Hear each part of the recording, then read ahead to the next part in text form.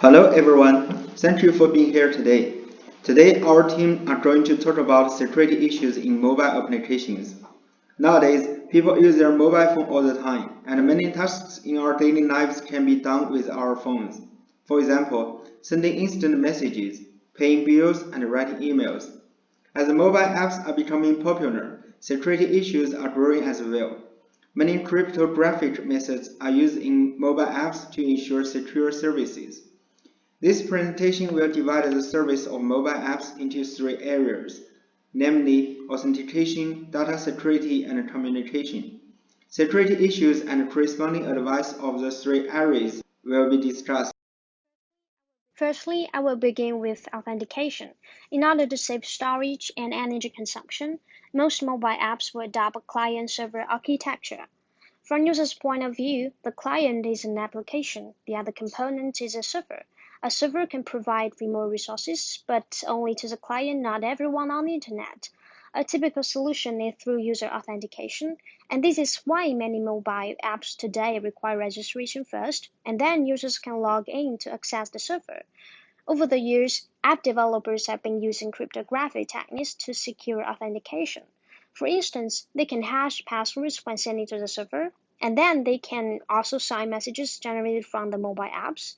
Correspondingly, the server needs to validate hash and signature of messages. While it appears to be secure, if the server rejects all of the invalid messages, such security is assuming that the client cannot forge valid messages.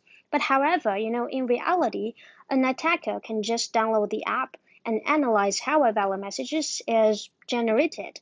Therefore, additional server security checks are required to prevent vulnerabilities. One such vulnerability is password brute forcing, where an attacker just keeps trying until he gets a match. Another vulnerability is password probing, where an attacker will try some previously exposed usernames and passwords.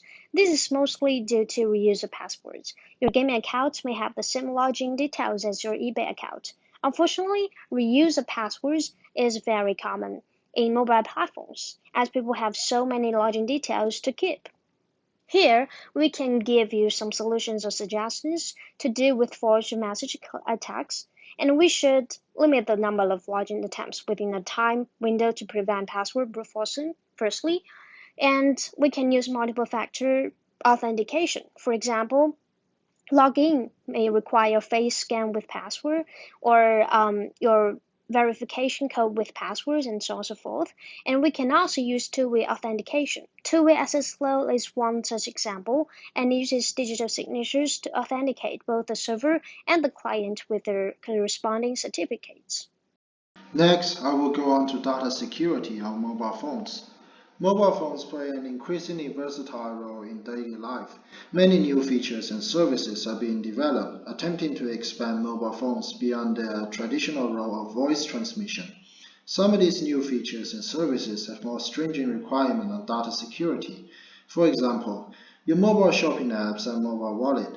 These apps depend on the ability of the phones and the developers to secure the service against various threats.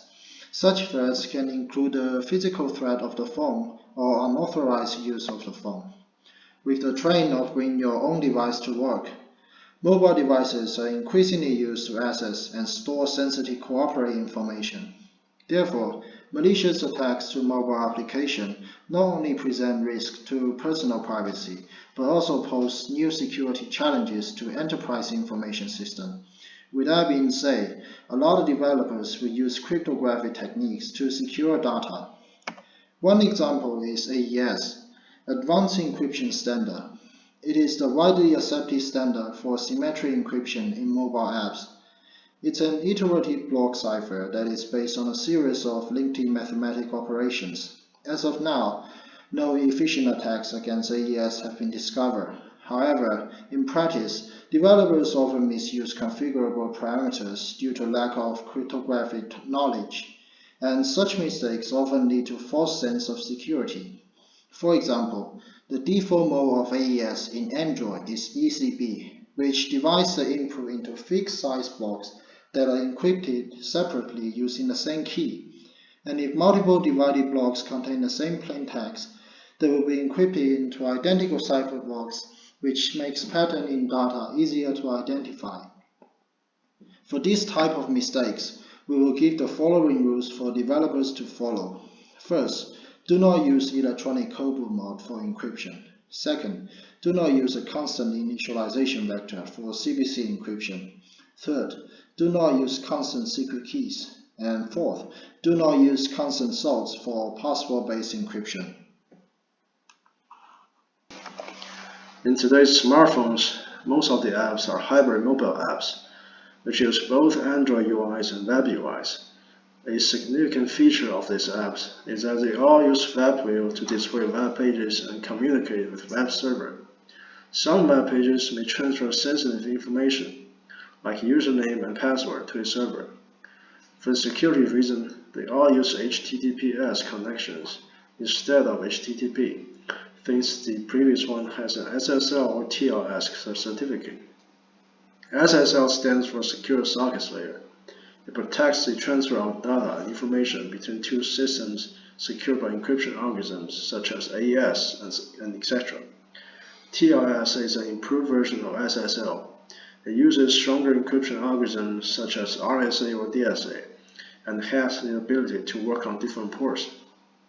Theoretically, attackers can hardly crack HTTPS connections without the cryptographic keys.